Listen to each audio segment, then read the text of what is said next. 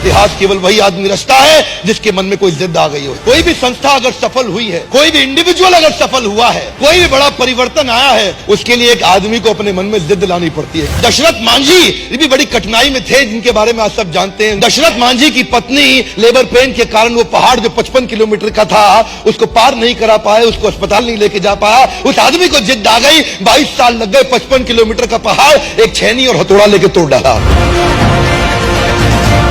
एक source motivation का होता है बिलीफ सिस्टम। बिलीफ सिस्टम ये वो ताकत है आदमी को कुछ भी करने को तैयार कर देती है। आप जानते हैं मंडेला 27 साल जेल में पड़े रहे, कोई प्रॉफिट नहीं, इंसेंटिव नहीं, बिलीफ सिस्टम बड़ा पावरफुल था।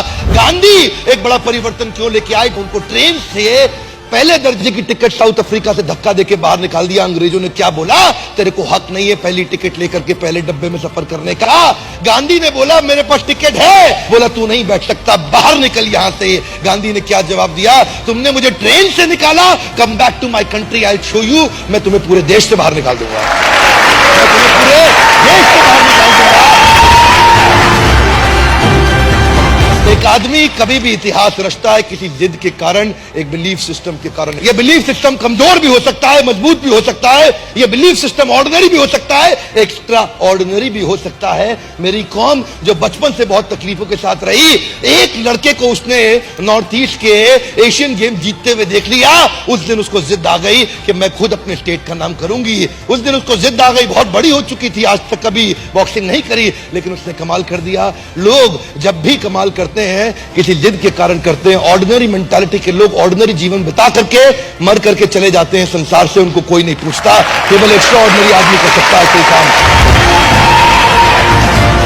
ऐसा कोई हिंदुस्तानी जो भगत सिंह के बारे में ना जानता हो। उसके पिताजी ने बोला, उसकी मां ने बोला, बेटे तेरी शादी तय हो गई है, तेरी शादी तय हो गई है। कानपुर चिट्ठी लिख करके भाग गए छोड़ के वहां से, कि बोले कि मैंने अपना ये शरीर आज अपने देश को दे दिया है, बहुत बड़े कारण के लिए। एक लड़की को नहीं देना चाहता ये जीवन, पूरे देश को देना चाहता हूं। बड़ा जिद्दी आदमी है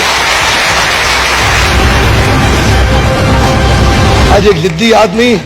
एक जिद्दी आदमी ही कोई बहुत बड़ा काम कर सकता है, उसके लिए चाहिए बिलीफ सिस्टम। जानते हैं कोई भी व्यक्ति आप देख लीजिए, चाहे लिंकन हो या गांधी हो या टेरेसा हो या बच्चन हो या मंडेला हो या कोई भी हो, हर आदमी के जीवन में बड़ा संघर्ष था, पर उसने एक काम किया, bounce back. If you don't help you to help yourself, nobody in the world can help you to help yourself. लड़की के बारे में सोच रहा था, मलाला यूसुफजाई, जो 12 साल की उम्र में वो लड़की को उसने क्या बोला, टीवी पे एक इंटरव्यू में बोल दिया, तालिबान की क्या औकात, हमारी लड़कियों की पढ़ाई को रुकवा दे, उनके पास अधिकार नहीं है, मैं पढ़ना चाहती हूं, मैं पढ़ूंगी। और कुछ ही दिनों के बाद 2013 में क्या हुआ, एक आदमी बंदूक लेकर के तालिबानी उठा, बस को खोला, बस के अंदर घुस गया उसकी स्कूल की बस में और पूछा कौन है मलाला? वो बोली मैं हूं मलाला, और 3 गोलियां मारी, उसके सर से निकल के फट के कंधे में आ गई। और जानते हैं आप में से कई लोग होंगे जिनका 12 साल का बच्चा होगा, 12 साल के बच्चों को 3 गोलियों से मार दो, और उसने अपने आंदोलन को और तेज कर दिया। नोबेल पीस प्राइज, दुनिया का सबसे बड़ा अवार्ड उसको मिला, उसी लड़की को, इतनी छोटी उम्र के अंदर। एक व्यक्ति इतिहास तभी रचता है जब वो जिद्दी हो जाता है। जिद को बड़ा करना चाहिए, अपनी जिद को बड़ा करो, अपनी जिद को पालो।